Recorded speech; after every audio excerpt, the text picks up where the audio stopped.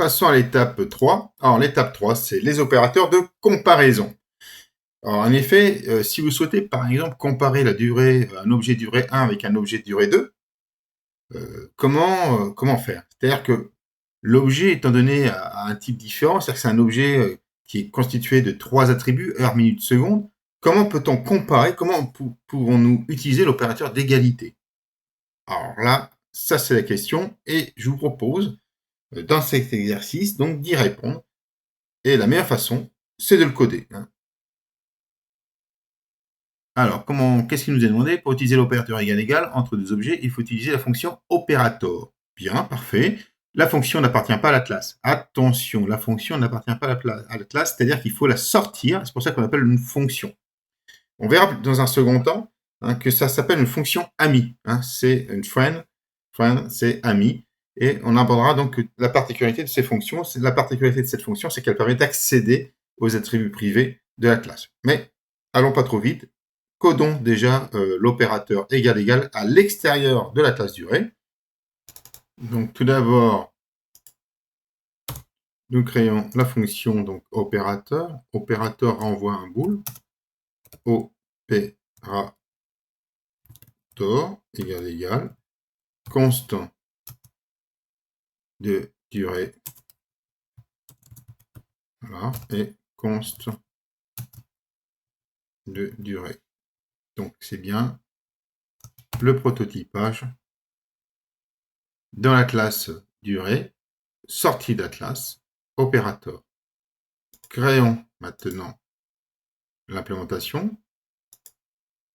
Ici, nous avons la source, donc on va dire durée A, objet A, et durée objet B. Eh bien, l'égalité de l'objet A et de l'objet B se fera dans la mesure où les minutes, les heures de A est égale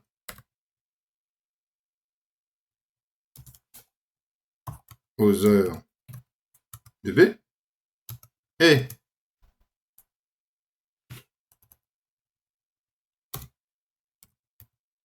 A,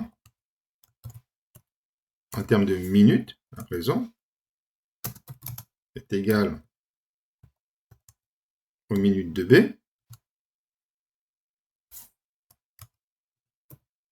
et,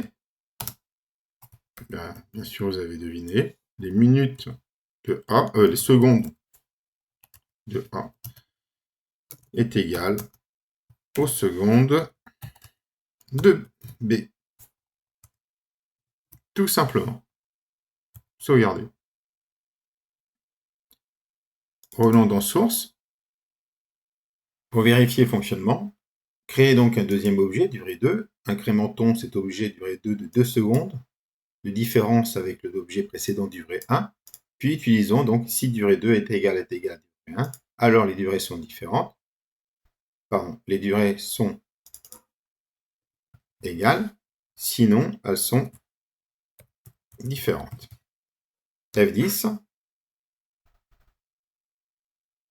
on crée l'objet durée 1, on crée l'objet durée 2. Nous voyons ici. F10, on affiche le 1, on affiche le 2. Observons. Eh bien, la durée 1 et la durée 2, avec 2 secondes d'écart.